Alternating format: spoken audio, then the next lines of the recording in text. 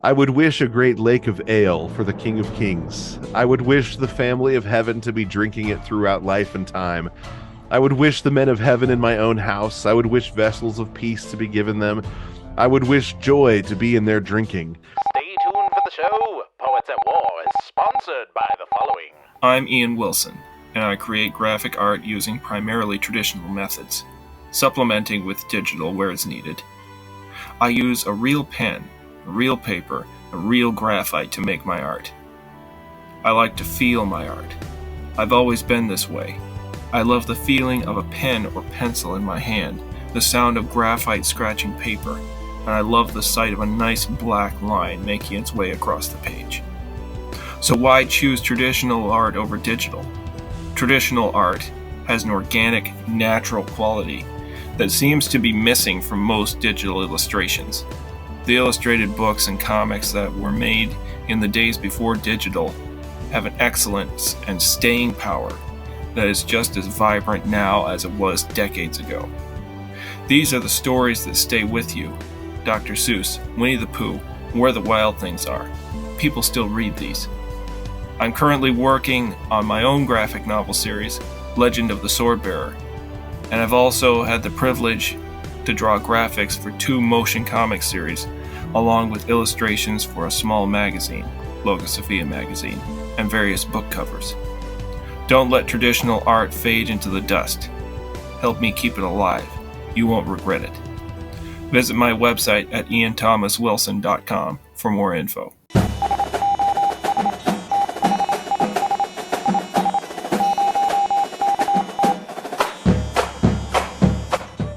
Welcome to Poets at War.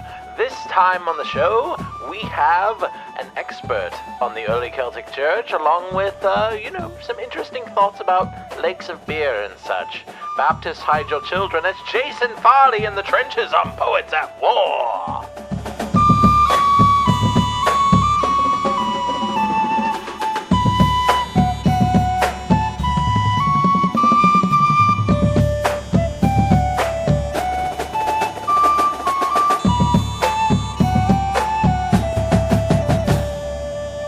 The other thing I wanted to ask before we get started, are you going to Fight Laugh Feast? I'm planning on being there. Yeah, Okay. I was just talking with David, actually, because I was on Cross Politic earlier today, and I was talking to him about it just now, and I was like, do you have anything for me to do when I get there, or how's this going to work? He was like, still planning it, man. I'm not sure. I'll let you know. So, but I'm going to be there with Lore one way or the other. Right. Whether Good. or not I get to be on any of the panels or anything is another question. Good. Well, I'll get to see you. After to Cross Politic today, we'll see if they ever let me on a panel again. I'm more interested in just seeing you there anyway. Awesome. But yeah, it's just funny to me. Like, I'm looking at the theme of the show, and I'm like, we have a few propaganda people, but we don't have a whole lot of storytelling people yet. Right. Well, and I know that they want that's actually one of the major problems, at least in the Protestant church right now, is that we're still in critic mode. Yeah. Right? We haven't gotten into build anything mode, and are we going to be able to get into build mode? I don't know. Well, I mean, they had Tenaple last year, and I haven't heard a peep out of him since then, other than of all the stuff that he spouts off himself, and, oh yeah. And then, they had you, and they had, of course there's Marcus, I mean, Marcus is always there. Marcus is going to be right in David's back pocket, but it's like, come on, man. Well, we got there's a growing number of people that understand that it's a theology that should be producing storytellers, right?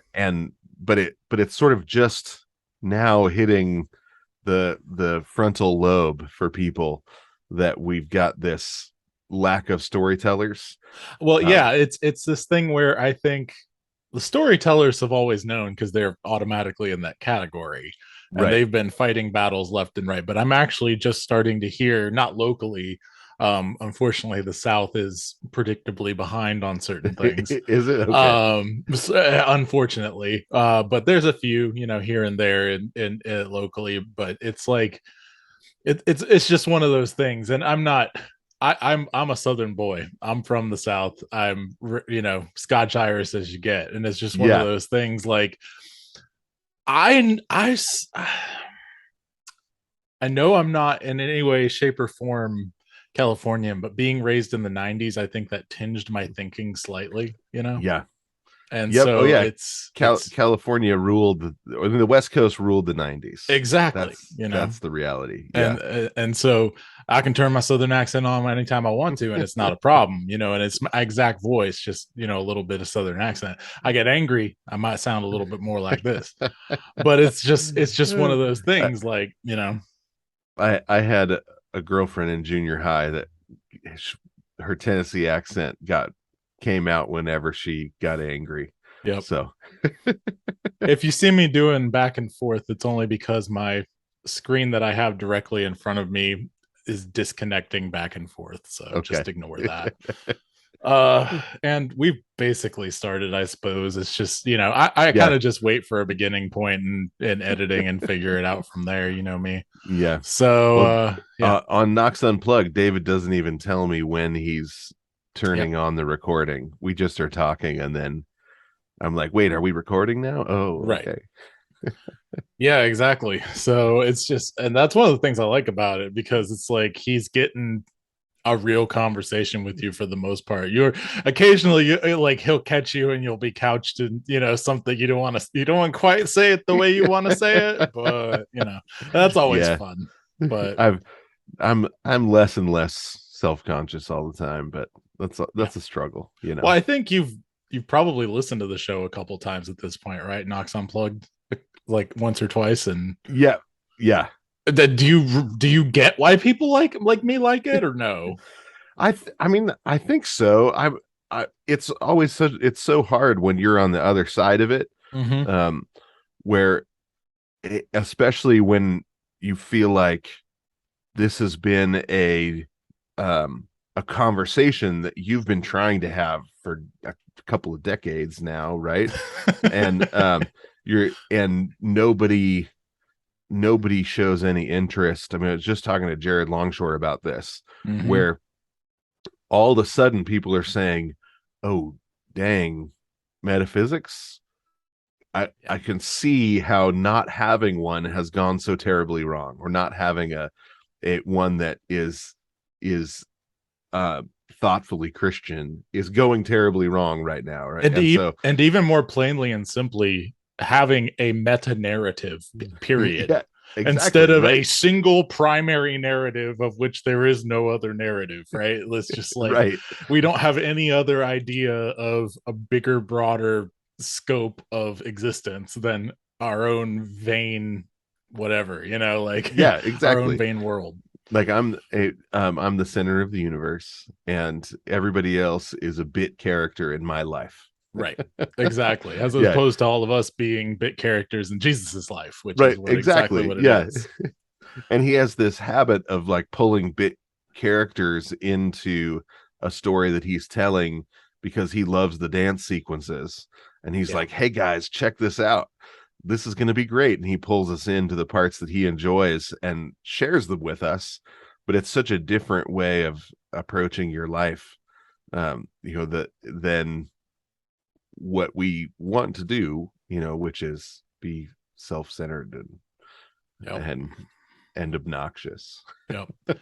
And it's funny, the other swing side of that whole thing is the artists, and their usually instinctual understanding of meta narrative and metaphysics. A lot of that I find comes with dyslexia and ADHD.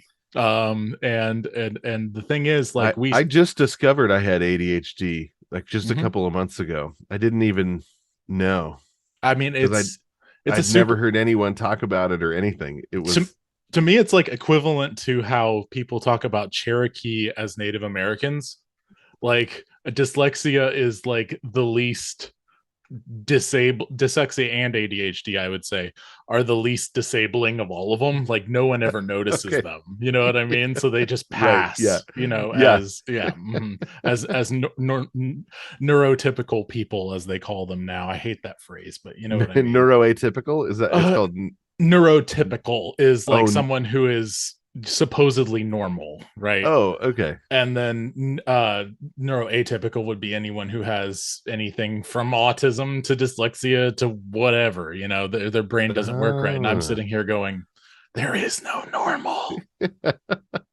Well, my wife, Sin wrecked everything. yeah, exactly. My wife came home just a few months back and said, "Hey, I just read a description of ADHD. Do you know what that is?" I'm like, "I've heard of it, and I've like, I'm sort of aware."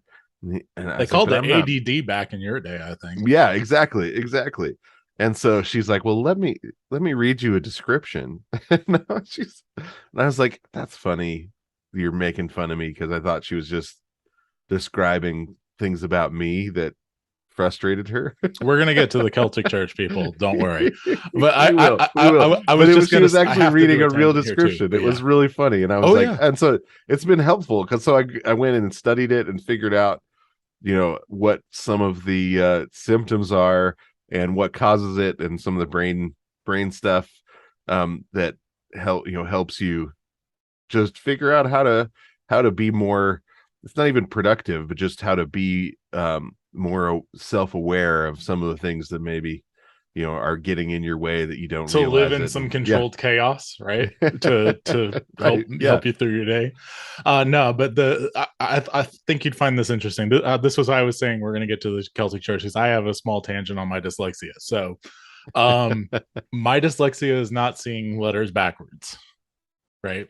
And I was Right. actually diagnosed by my aunt, who was a special needs teacher Okay. professionally. Okay, so for what it matters, she didn't like write anything down about it, but she said, definitely. My situation is I cannot read text without turning it into a voice in my brain using my imagination.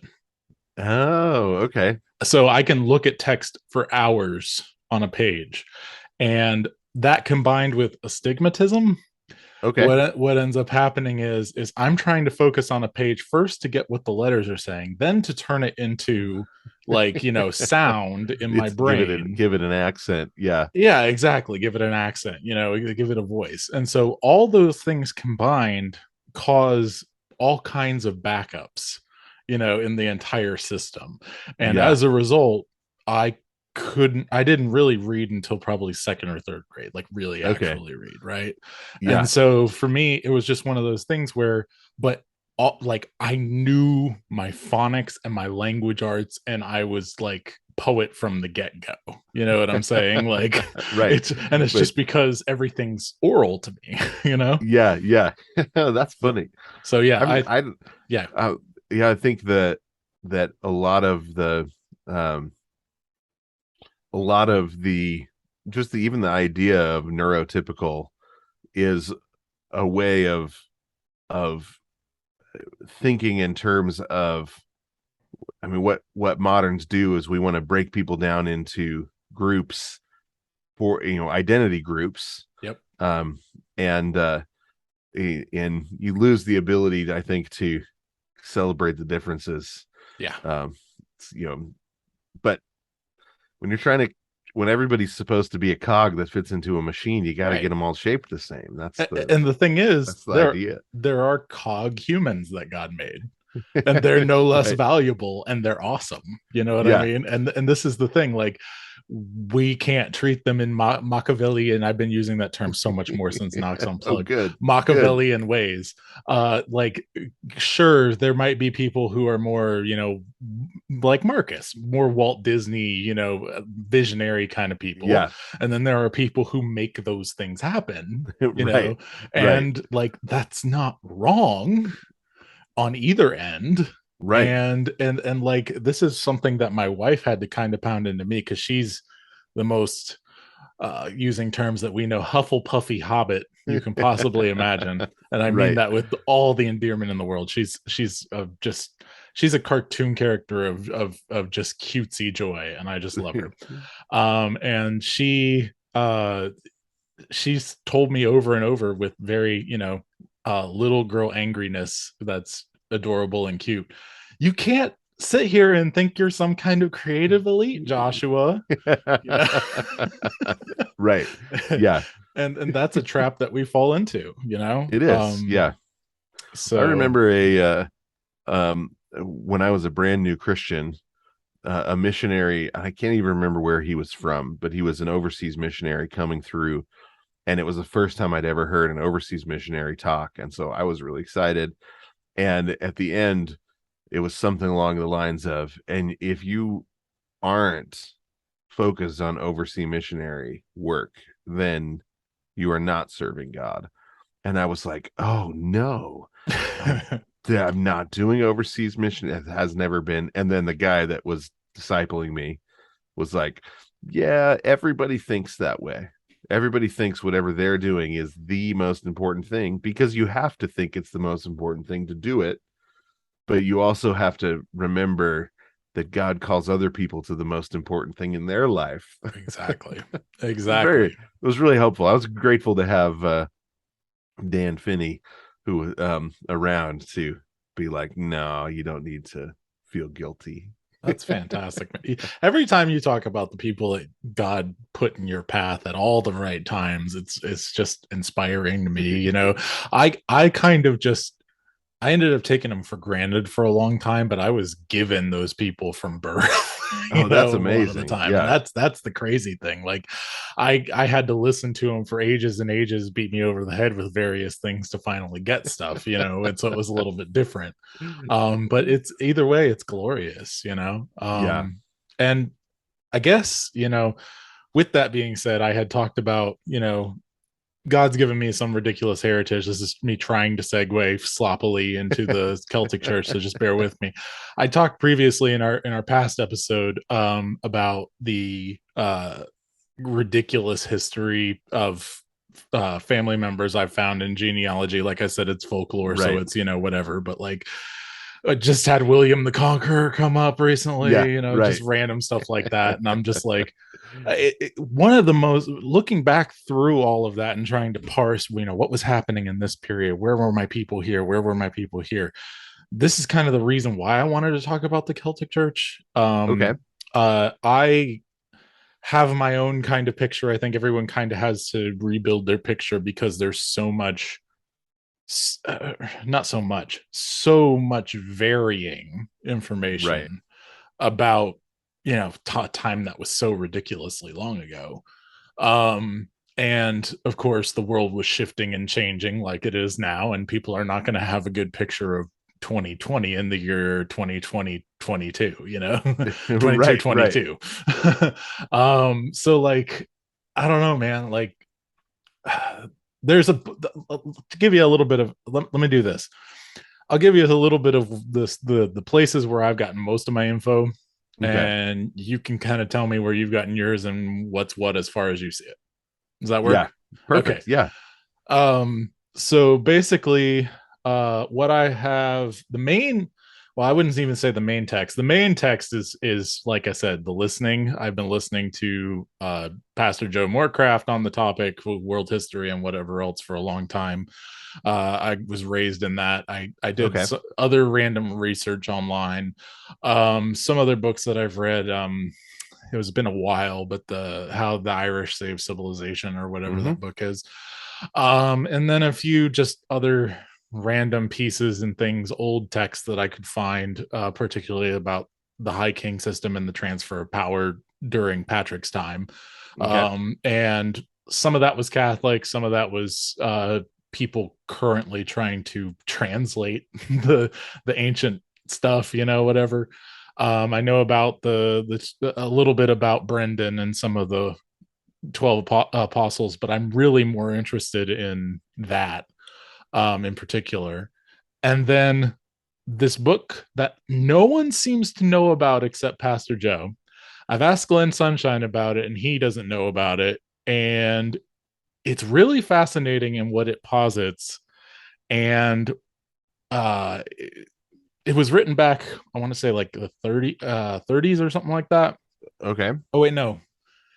Uh this one says 1855. So maybe it was as far back as that.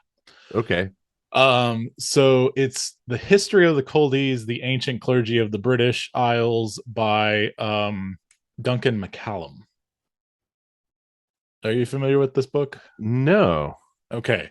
It's on Amazon. I'll give you a link some point. And you can find it free too. It's like 208 pages, and this is a Northern Irish Protestant Presbyterian, I believe, Okay. minister who is essentially positing and trying to make, source claims and whatever else. Of course, I don't have time to research everything. That particularly the actual Romans who were in Britain they tried to work with Patrick, but it was kind of on a completely different track in being a mission to the Irish. And Patrick had much more of a basic, what we would think of during 1855 and even now, Protestant idea of worship in particular. Where they worshipped, what they did, the sorts of the emphasis on the word being preached. Not that there wasn't an emphasis. I think Duncan goes a little too far in certain places to say word of God, word of God, word of God, as opposed to the mass, whatever Right. else. And Yeah. and I mean, you're CREC, so like I believe the same as y'all. I believe that we should have far more of an emphasis on the Lord's table than we do but at the same time, let's not lose the word of American God. Presbyterian. Yeah, yeah. Right. Let's not lose that in the process. I don't anyway, but the point being that he's very staunchly talks about how that form of worship flourished during that time, and that the way Patrick wove the stories and tied it into their metaphysic, their pagan metaphysic, was how that was so much more vibrant and growing, and there was actually some active Catholic sabotage, Roman sabotage during that time, with the monasteries During Patrick's life. Yes. Oh, interesting. So I haven't read anything about that. I'll have to check that one out.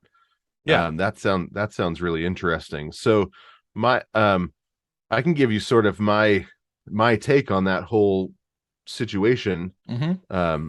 Because so my first son's middle name is St. Patrick. Mm-hmm. So Cedric Yes. St. Patrick Farley, right? With so the ST period. Yeah, with the ST period. And he just got his driver's license today, and he was upset that they couldn't put a period onto his driver's license in his name. And he's like, no, well, but it has a period. And they were like, well, we actually don't have the ability to add that in. And he was bummed out that he wasn't going to have a period in his name on his driver's license. So that's going to be my son with Cademan, because he actually has the ash like on his what do you call it, the birth certificate, the SSN. Actually, he actually has the ash on his SSN. That's great. For those who don't know what I'm talking about, ash, it's the AE combined, that little character in the name Cademan.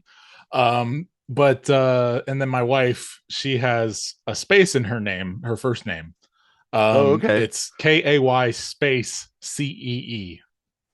That's her first name. So that's fantastic. We deal with that all the time. We deal with computers truncating it to K, thinking that C is a middle name. C is the middle name. Yeah. And we have, all kinds of other things that happen. So it's funny that way. Like we have this that goes to the meta stuff that we've been talking about too. The idea that we can just cut everything down like that, Does the rest of your family go as the Sunshine Band?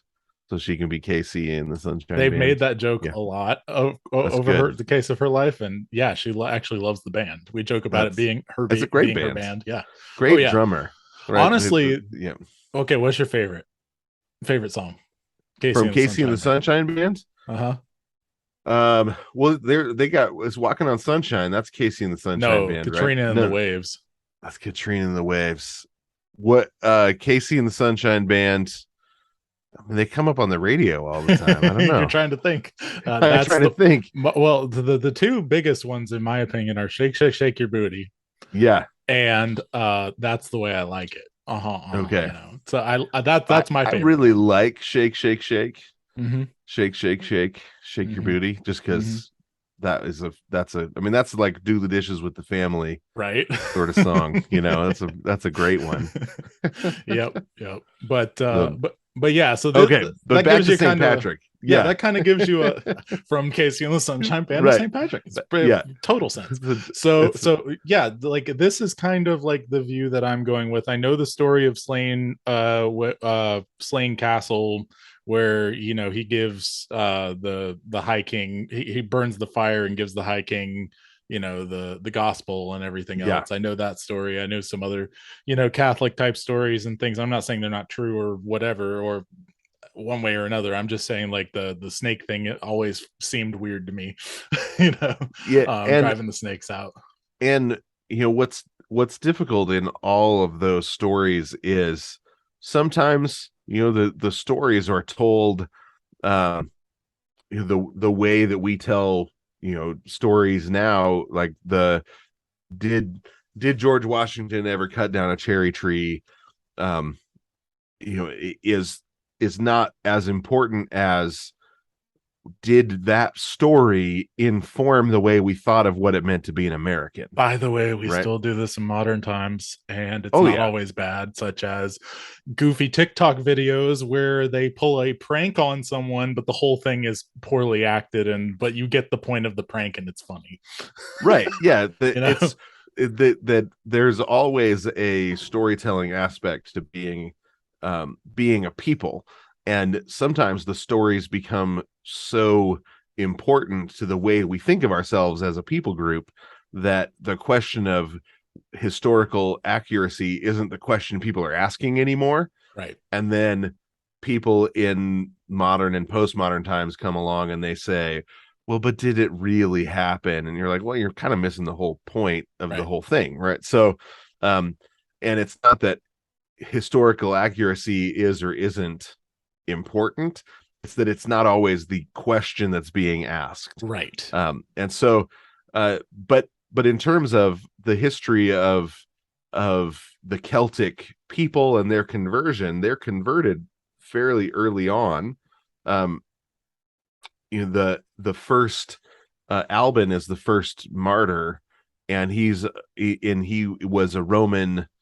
He was a Roman, but he's a Celtic Roman, and so they're coming through. And when the Roman Empire is ruling, you already have churches being established. So the Roman roads led throughout Europe, and they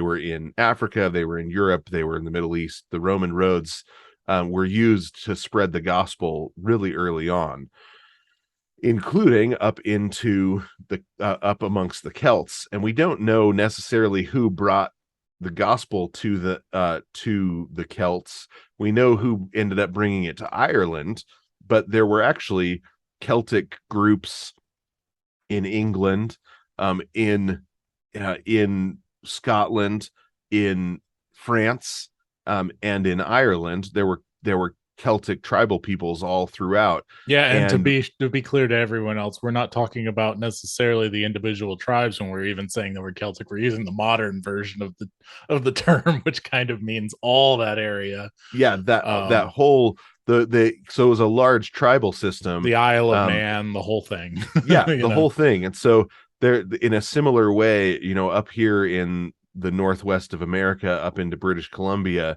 you have what are called the Salish, and it's a series of tribes, and each of the tribes, it had its own identity within the group, but then the Salish also had an identity as a group of tribes that spoke Salish.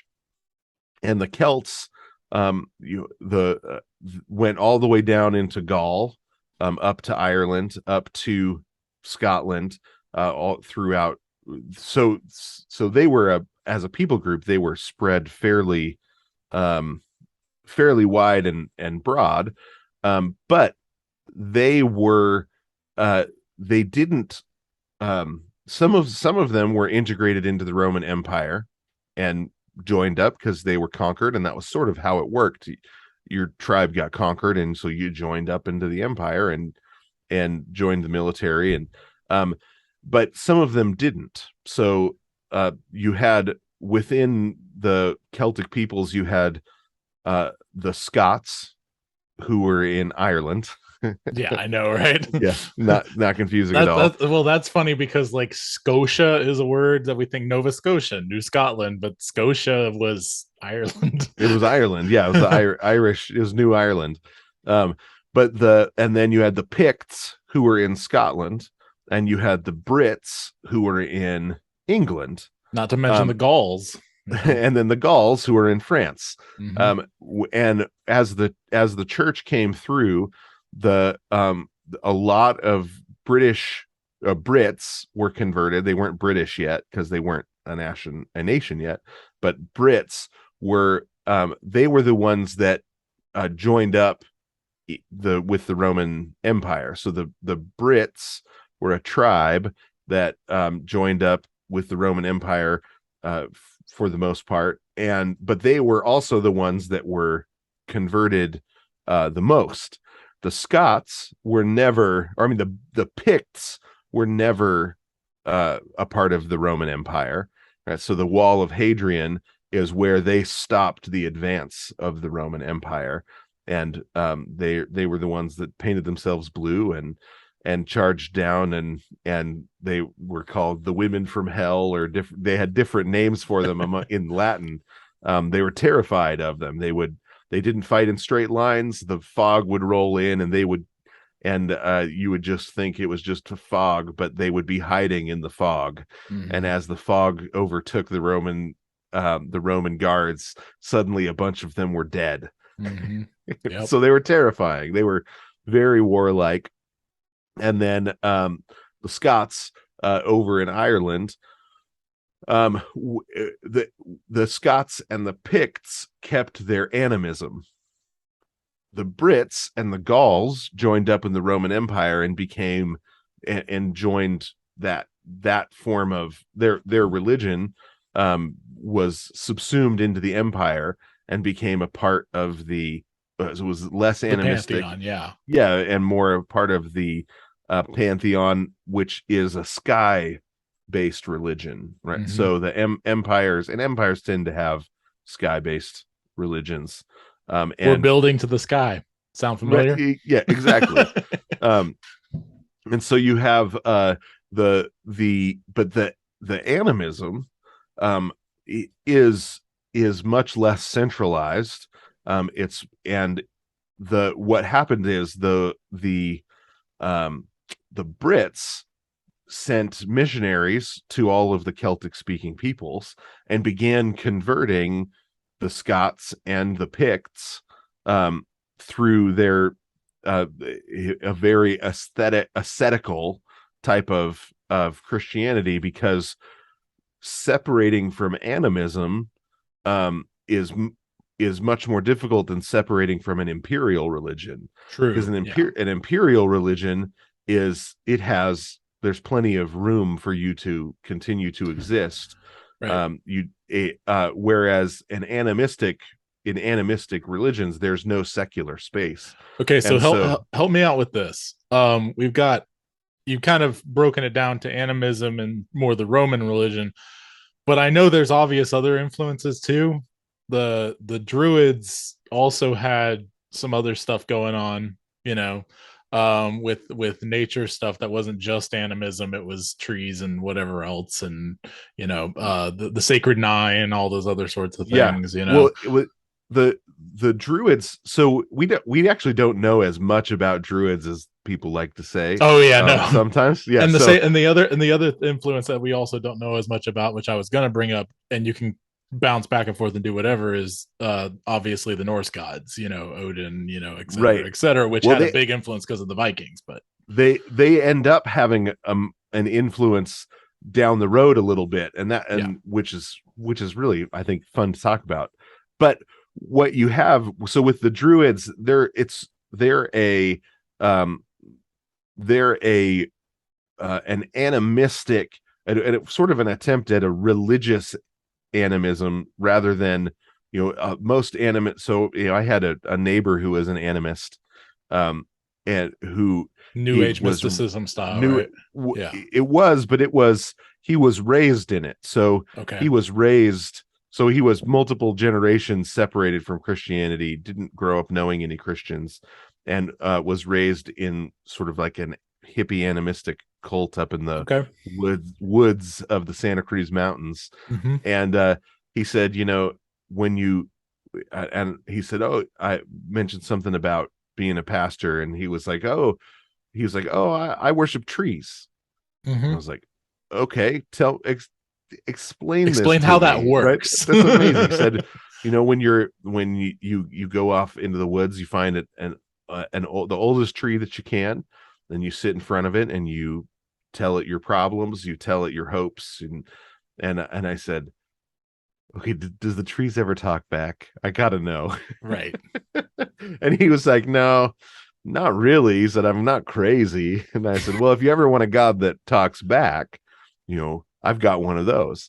And he was like, oh, interesting. I'd never even thought of that. A God that might talk back. This is where Knox, if this was Knox Unplugged, would be like, and we lost the really Reformed Baptists. Yeah. About God talking back. Yeah. Well, he does. I mean, it's in the word. It's in the word of God. And then it's all, but yeah, anyway, but there's a kind of animism that is kind of to each his own. Mm-hmm. But the difficulty is, what do you do when you run into a spirit that's more powerful than you? And that's where Druids and just witch doctors, come in, is they've got control of a spirit that it is more powerful than the spirit that's giving you trouble. And but they real quick. Yeah. Did you ever see Princess and the Frog? See it? I've read the book. Princess and the Frog. Yeah, the Disney one. Sorry, I was thinking of. That's one of the things that I absolutely love, is how they handled all of it. Oh yeah, like it's totally real. He's totally mechanistic and Machiavellian about the whole thing. Yeah, but they have the upper hand the entire time. Right. Yeah, and it's so well done. Like I'm surprised. The music is great in that movie, and it's unfortunate that movie came out.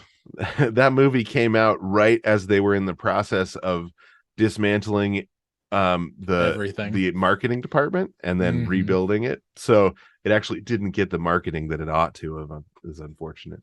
Yeah. So, but you see that. So with some of the Druidic influence, you see the way that they are kind of,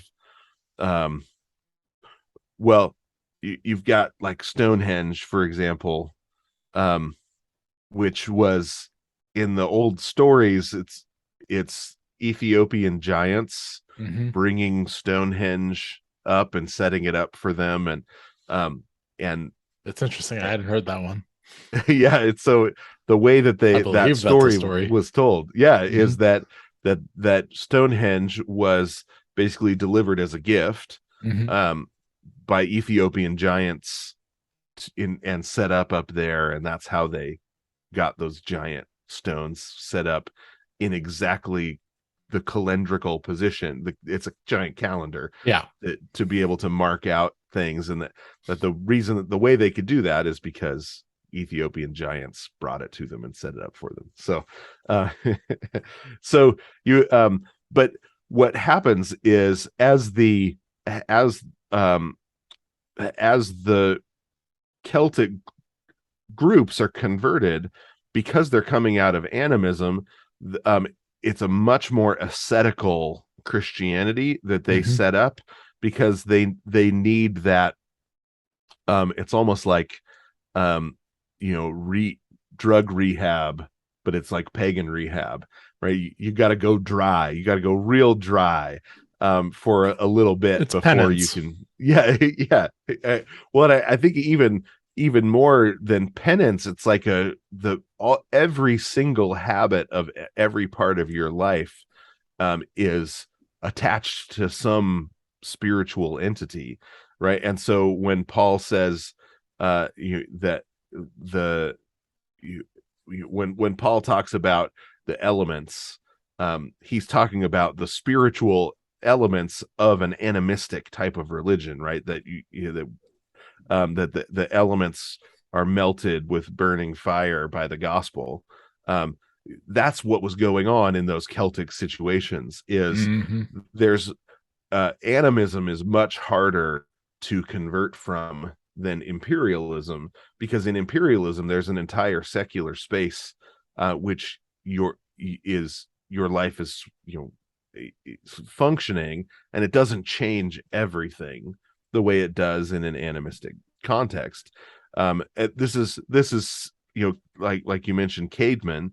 A big part of the problem of converting the tribes was when they converted, you lost everything. And so it wasn't until you actually had a family like community established in London that you began getting any sort of conversion amongst the tribal peoples, because you had to say, look, when you leave that gang, you can join our gang. When you Right. leave, It was yeah, right. tribalistic. Yeah. Yeah, it was tribalistic. Well, they didn't have the same sort of setup amongst the Celts, and so they began establishing ascetic places, and then eventually those places became monasteries as people converted, and it was a place where they could leave behind that animistic religion. And but that Christianity never had, it didn't have the same sort of bishop setup. It had more of it was organized the way that they knew how to organize, which is along tribal elder type of setup, right? So right.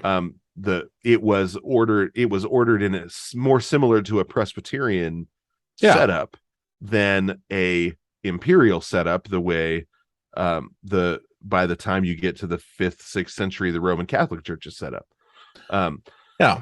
So when but then what happens is the Anglo-Saxons come over from Germany, right, and are ruthless in their conquering and their pushing back of the Brits, and the Brits are then pushed over into Wales, and the Brits become the Welsh, which is confusing, and the Anglo-Saxons become the British. There's some mix where there are some Brits that hang around, but the Anglo-Saxons, it's a reason that Britain is filled with the English, is because the Brits are pushed into Wales, and the Anglo-Saxons, the Angles, the Saxons, and the Jutes take over. And so now the English are ruling Britain, and the Brits are ruling Wales. Right. So the one thing that going back to the animism a little bit, and the animism versus the empire kind of thing, that it just doesn't quite like, it does fit in one sense and it doesn't fit in another. Okay. That animism would be harder to convert from than the empire. To me, it's two different types of conversion. You've got your what we think of as conversion in many cases, especially in Baptist circles and that sort of thing, is this radical changing experience, right? But then there's also the fact that these people are so completely steeped for thousands and thousands of years in the idea that all of nature, it's like a Psalm 19 thing.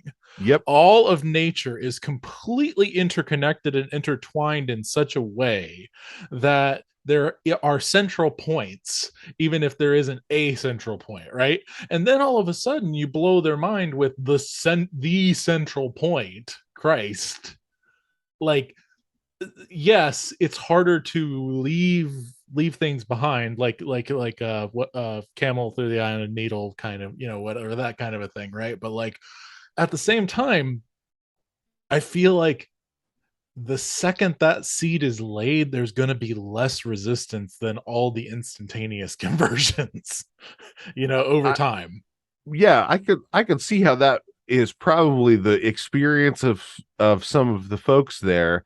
What is difficult is building, when you've got when you've got an imperial, you know when you're in a city, it's easier to find other Christians, That's fair. right? When you're out in a rural area and there's no Christians, and then you get saved, it's harder to say, well, what does it look like to be a Christian? Yeah. And their response was, I can't take part in anything that the pagans are doing.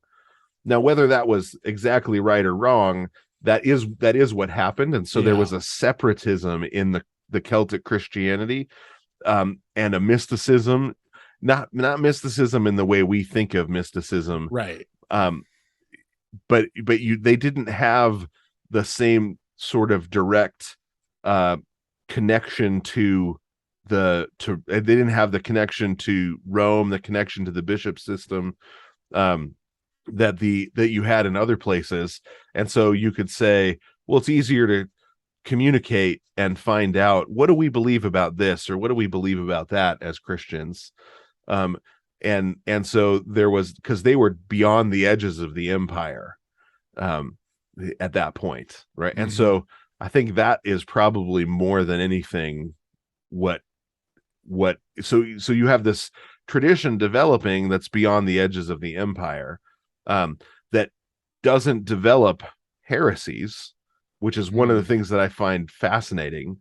You don't end up with a heretical group, but you end up with a group that doesn't come into conversation with Roman Christianity, really, until. And that's kind of Duncan McCallum's whole point in this book. He really doesn't. They don't have a whole lot of this going on. There were certain ascetic people, like you were saying, but at the same time, there was also vibrant families that were converting. You know what I mean? Like, yep. So yeah, you end up with really a converted clan system.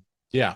That is legally, at least in canon law, it becomes a major part of the argument for Presbyterianism after the Reformation, is they look back and they say, actually, Scotland had a Presbyterian system before Rome ever sent missionaries. Yeah, and that goes all the way through the Reformation to the Scots-Irish today, and them all fighting in the War for Independence. Yeah, that's right. That's our heritage. It is. There's a major, so it's a real move of the spirit that has caused all sorts of legal trouble in the church. But I love that stuff. That's great, because what ends up happening is the Bishop of Rome ends up sending a missionary named Augustine to come over and reach out to the Anglo-Saxons with the gospel. Right, so they land in London and begin the process of converting the Anglo-Saxons, which goes fairly quickly. Where you've got, I believe there were 7 kings in England at the time, amongst the Anglo-Saxons, and they all end up converted fairly quickly, but they're converted by a missionary sent by Gregory the Great, who was a great man of God, a wonderful missionary. He was also the first one to claim the supremacy of the Roman bishop, which was an error. Yeah, but he was himself an excellent man of God, and his book on how a pastor should think about his own job is still, I think, one of the great classics of pastoral theology. But what happens is all of the ones converted by that missionary are very loyal to Rome because they're grateful, right? Well, but then they run into the Welsh who were converted long before they came over, and then there's already animosity because the Welsh remember all of the atrocities that the Anglo-Saxons committed. There's still some of that today, man. Right, there is, right to this day. um and Longshanks didn't help, and all that. but they end up getting in a fight over the date of Easter, because there is a way that the Celtics date Easter. Mm-hmm. And the Celtic Christians are dating Easter, and then the Roman Christians are dating Easter a particular way. The Celtic Christians are dating Easter the same way that Pelagius dated Easter. Pelagius was condemned in the same council that the decision on how to date Easter was decided. And so they assumed these Celtic Christians were Pelagians, and that's why they dated Easter this way. Well, that's right. fun. And so you end up with this perfect storm that causes about 100 years of lack of fellowship between the Celtic Christians and the Roman English Christians, that eventually, though, they realize, oh, well, maybe we don't actually need to kill each other anymore. And the Welsh end up accepting a Roman bishop, a bishop that is in line with the Archbishop of Canterbury, who's in line with Rome. And then eventually the Irish and the Scottish do as well, until you get to Henry, who then re-separates England through a whole series of legal arguments and legal cases. He ends up then, I think, separating the British Empire from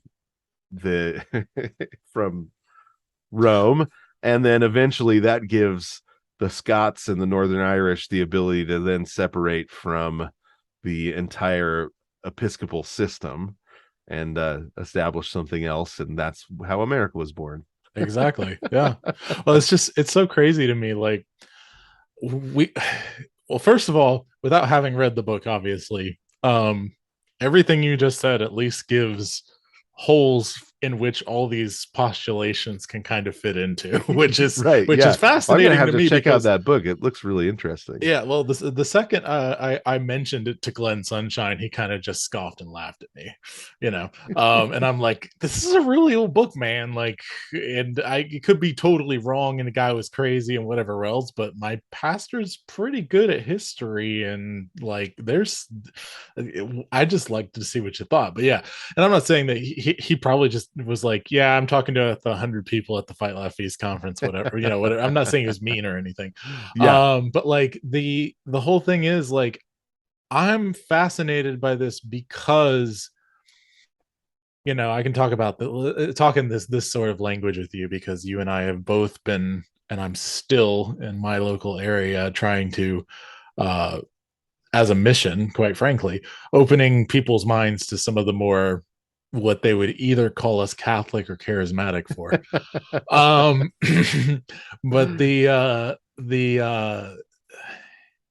there's this spirit among all of these Celtic tribes and peoples, and I'm realizing more and more I'm Gaulish than anything else. If we're going all the way back that far, I'm more Gaul than anything.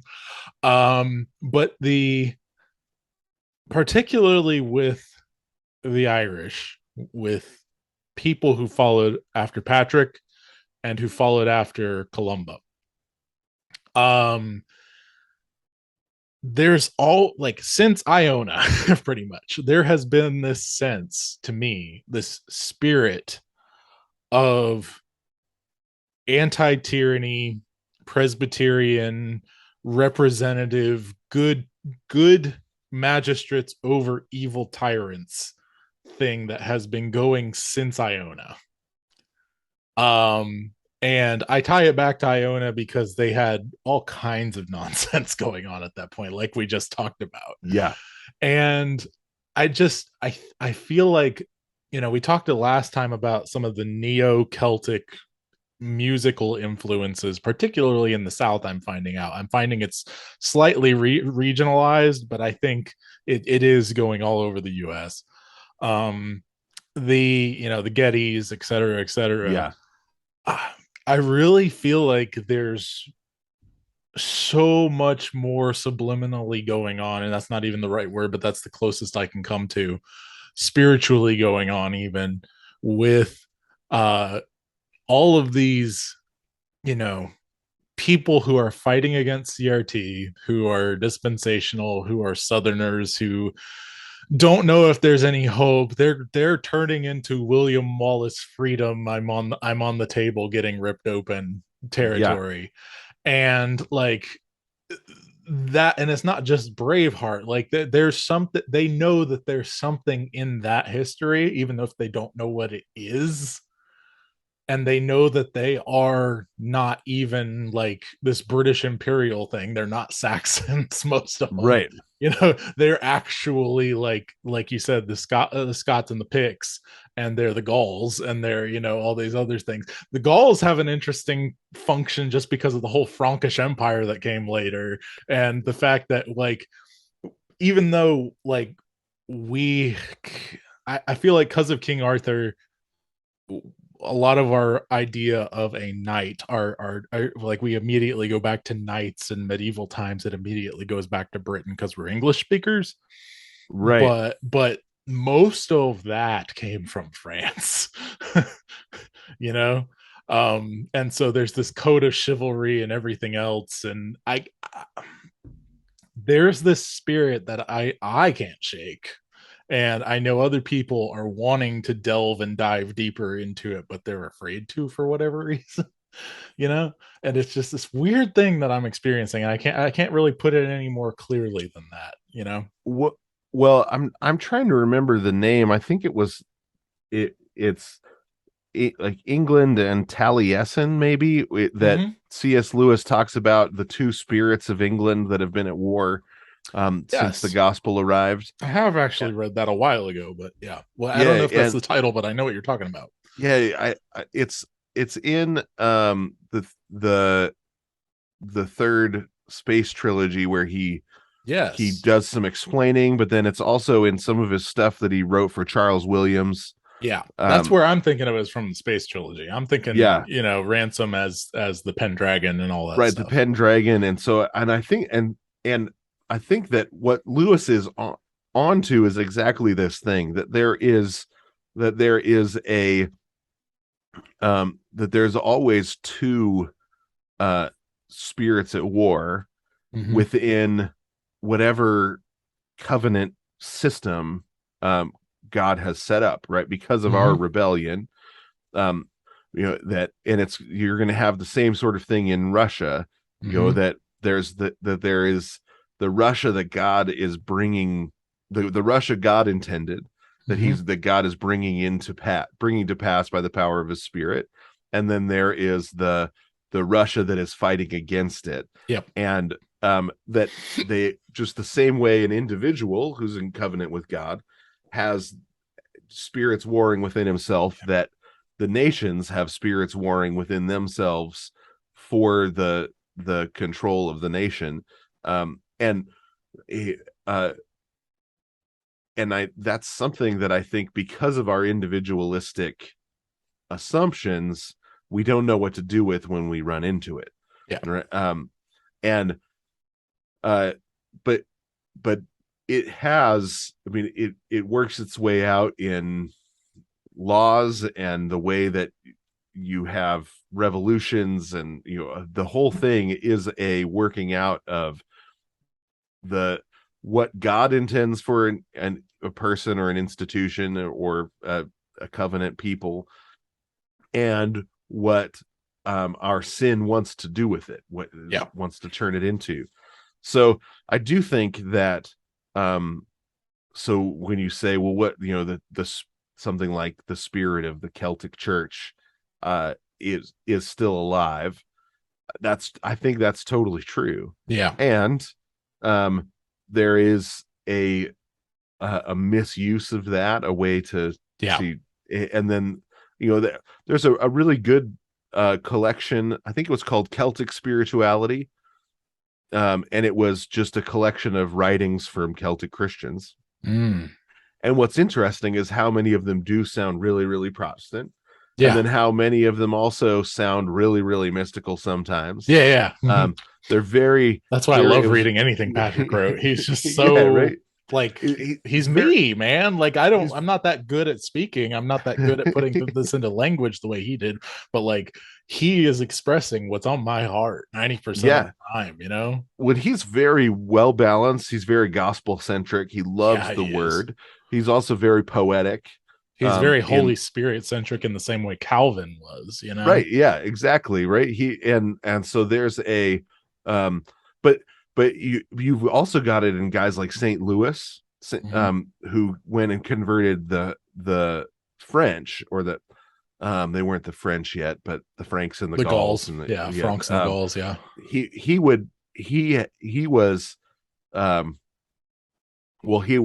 first off, he was a giant of a man, and he would go into a place and lift a full barrel over his head, like a pickle barrel, which nobody could do. It was like 500 pounds, and he just lifted over his head, and pretty soon people would be there gathering up to watch him lift things. And then once he had enough of a crowd, he would then jump up onto the pickle barrel and begin preaching. And people wonder why I wear top hats, Hawaiian shirts, and kilts.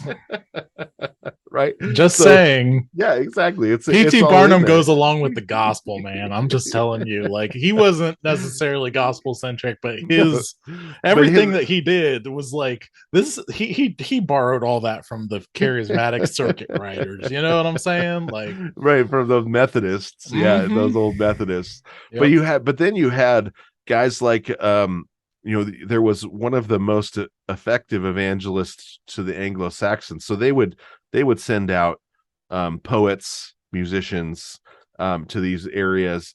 One of the most effective traveling evangelists amongst the Saxons and in Saxony, he had this jar of dirt from Jerusalem that he thought had magic powers. When you said that, I immediately went to Jack Sparrow. I got a jar of dirt. I got a jar of dirt. Yeah.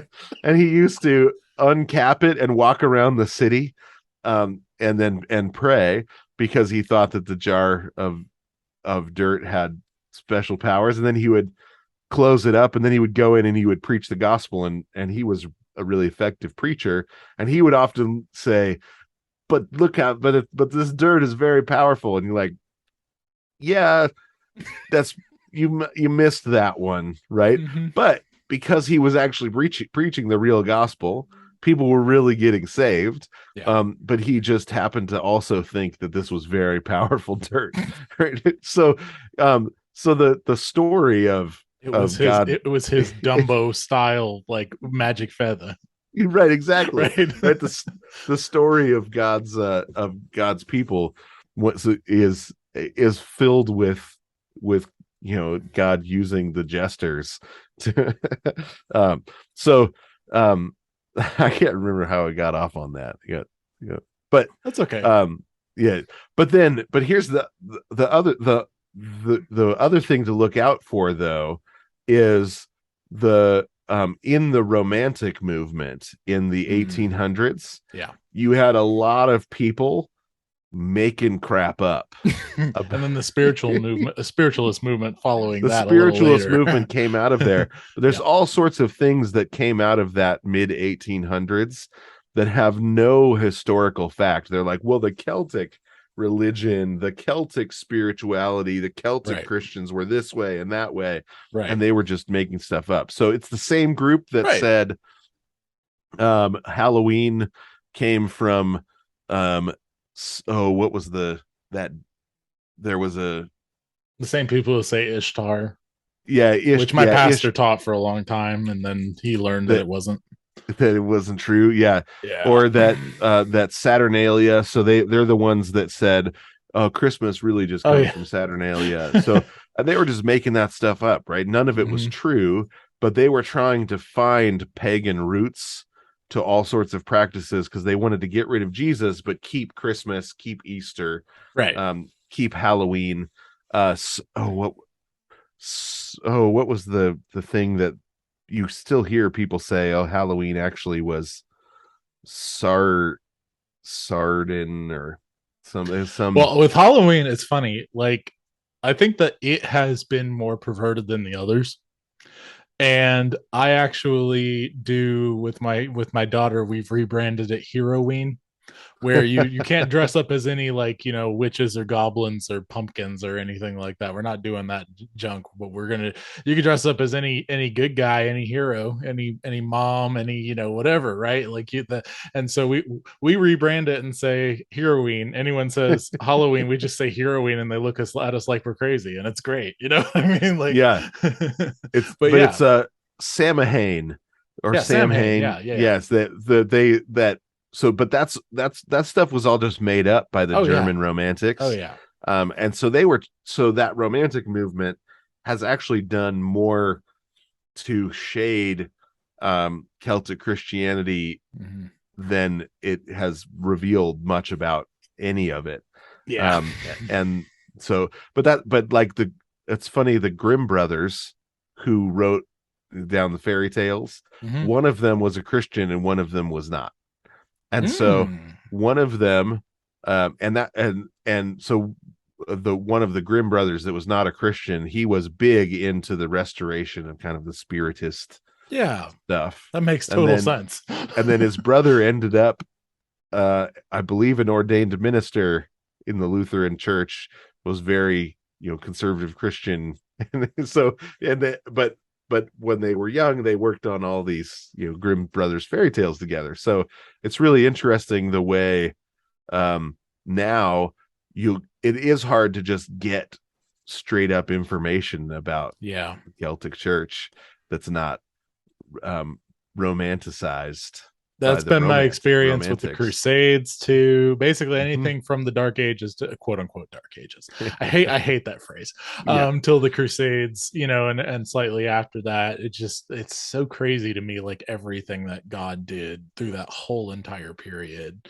And Christendom was dead as far as I'm concerned after the Crusades. And it's like he raised it from the dead again. Like he raised European Christianity from the dead again. And then we had the Reformation and everything else, and it was like it almost like it's like it was a fire. Then he just, like a refiner's fire, and he just hammered and hammered and hammered, and some good stuff happened and some bad stuff happened, like we've talked about before, and it's crazy. Really quickly, there's one other thing that I wanted to do before we let you go. All right. I wanted to dig a little further into particular apostles of St. Patrick's Church, the 12, that which, by the way, I love the fact that they just picked 12 because 12 seemed like a good idea from scripture, because they basically admit that, and I love that. We should have 12. That's just Christian thinking, man. You know what I'm saying? Like, I'm sorry, that's biblical thinking. The numbers mean something. Yeah, it's good for something. I don't know what, but it's good for something. And then I'd love to know some more besides Brendan that I can look into that have good stories and stuff that you can throw out my way. But I wanted to tell you one thing about Brendan. I don't think I mentioned this on the previous podcast, but there is a stop me if I did. There is this about the whole idea of him coming to America. Yep. Okay, so do you know about the place in West Virginia where they've got where there's the Celtic cave carvings? Celtic cave carvings, yeah. Was that from me you found out about that, or no? I don't think so. George Grant is where I learned that. Okay. Connection to Joe, back to Joe. Yes. Joe's actually been up there. Joe Morker. Oh, wow. Okay. And so basically, for the people listening, I'm going to really quickly summarize this. They had what were considered Indian carvings for the longest time. A guy goes up there. Now, there's a little bit of question as to him, because he's primary occupation is a dentist, and that's where people attack him. But he actually translated this stuff supposedly as Gaelic. There are some pictures of it, but they're very, very faint carvings and paintings and stuff at this point inside this cave.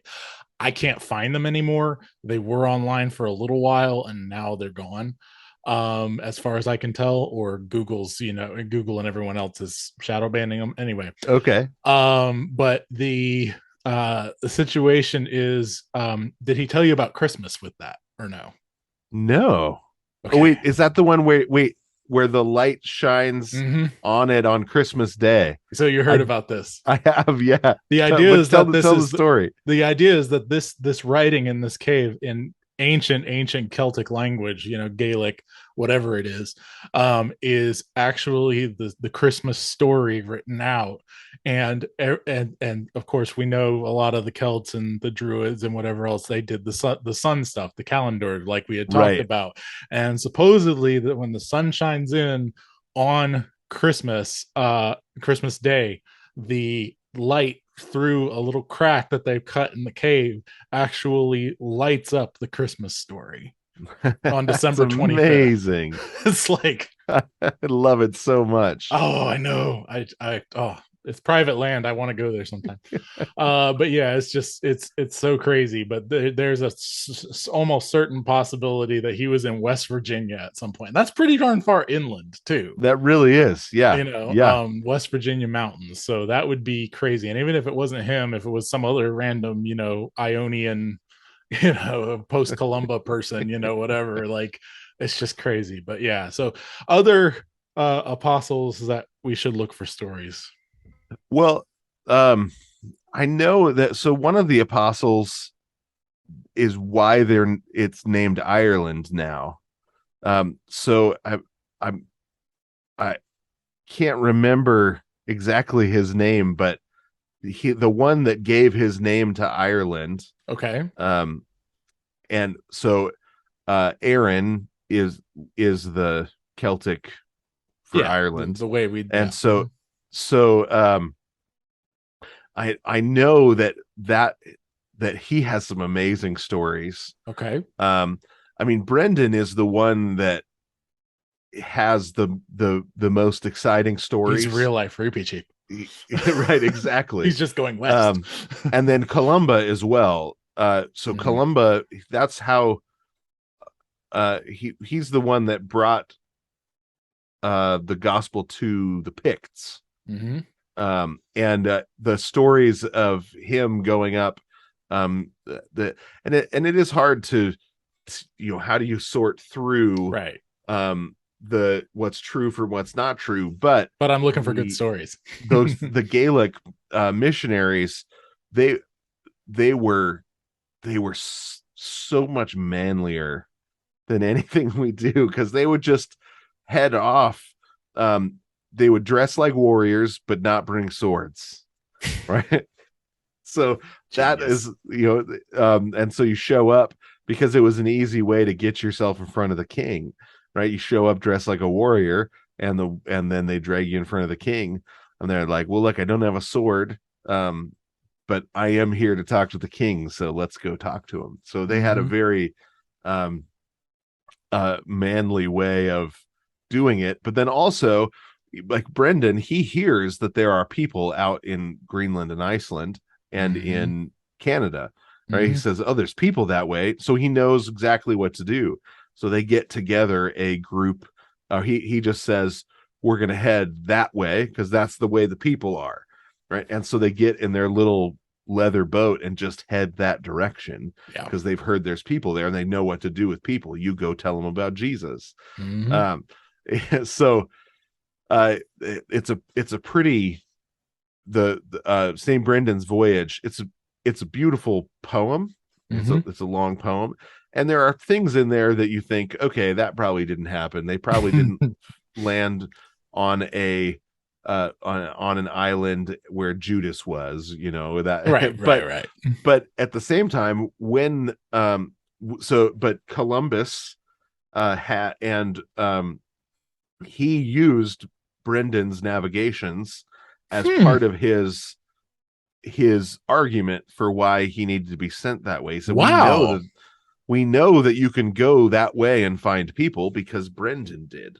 Right. So when he's traveling Europe trying to gather funds, he's using Brendan as part fascinating. Of his argument, right? So and when there are these big blue flying fish that he talks about, and when he heads out there, he's he says, and we got up to this point between Greenland and Ireland, and there are these giant blue flying fish that joined us for a time, and liked it when we sang to them. They would come to the surface, and well, everybody thought he was just making stuff up until somebody took his same voyage in a boat without a motor, and the same giant blue flying fish showed up and joined him for a time. So he tells, so his story is historical, even though there are some poetical things added to it,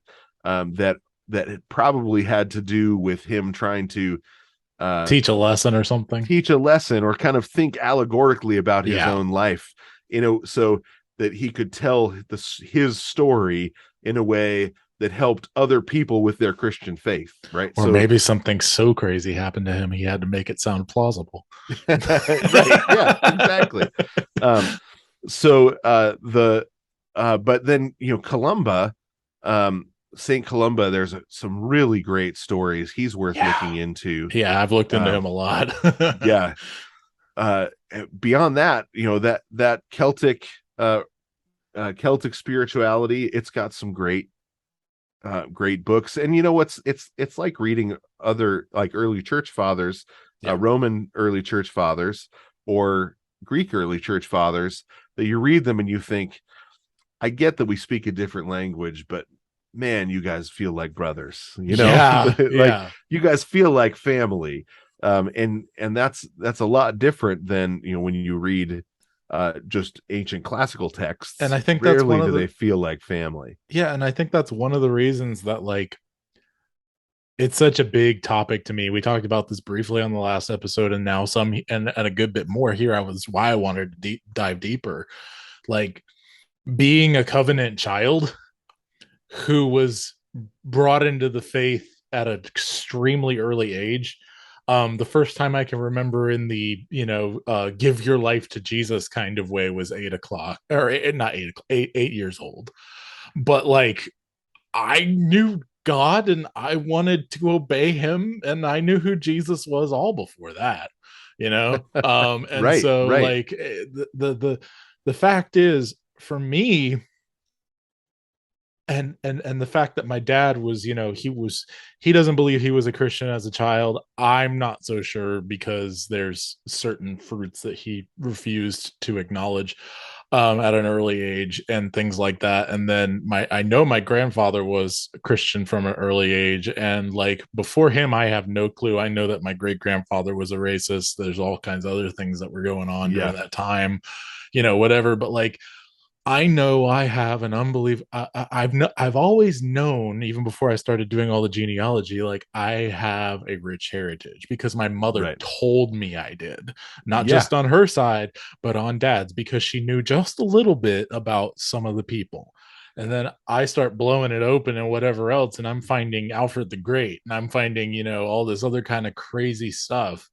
And to me, listening to Patrick legitimately, and whether or not it's true, of course, like I said, with the genealogy, the way I do it, I'm supposed one of my great grandmothers supposedly is his sister.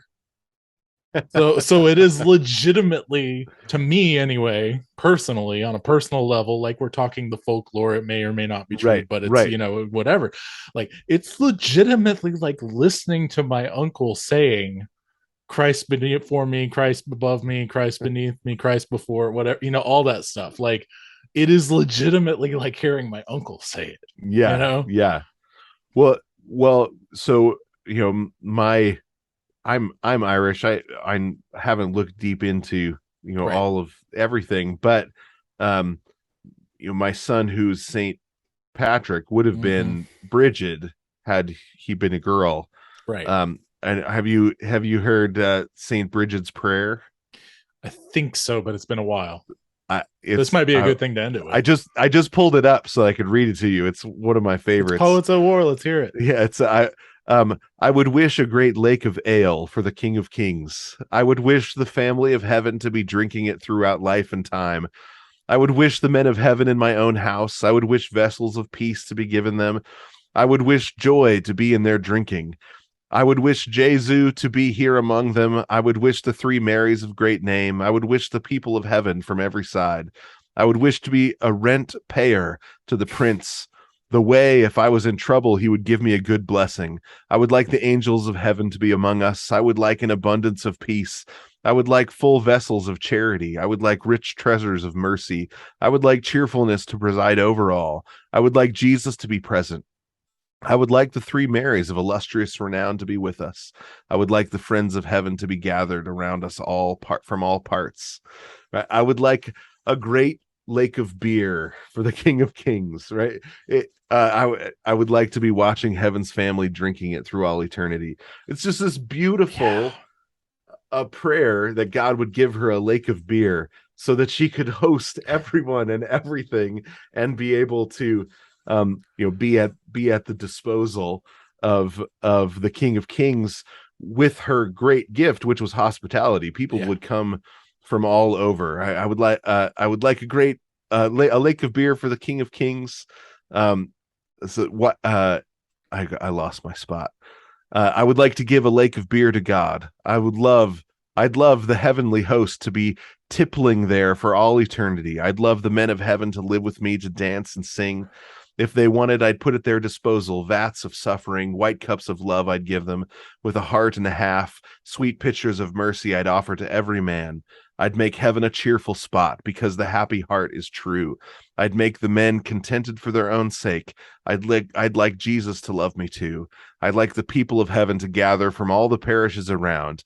I'd give a special welcome to the women, the three Marys of great renown. I'd sit with the men, the women of God, there by the lake of beer. We'd be drinking good health forever, and every drop would be a prayer. It's such a beautiful poem. I think God's going to answer that one, and I can't wait for the lake of beer. I know, but she was known for her hospitality. She was known for her wisdom. People would come to visit from all over to get Bridget's advice. And what's amazing is our word bride comes from her name, though she never married, because people began to say she became the vision of femininity for the Irish people, for the Celtic people. And so they would say, oh, I hope someday to find my Bridget, right? And it was shortened into the word bride. I hope to find my bride. And so now every woman that when they're married is named for Bridget for that day, because she was known for her beauty, her hospitality, her wisdom, and became this source of that all of the males knew they needed one of those. So she's one of my Celtic heroes as well. That's fantastic. Well, now I have another girl name that I like. So everyone, remember, be your family's bard. Do not turn to the right or to the left, and the Lord will be with you wherever you go. Join us next time in the trenches, next to the lake of beer, on Poets at War. God of song, settle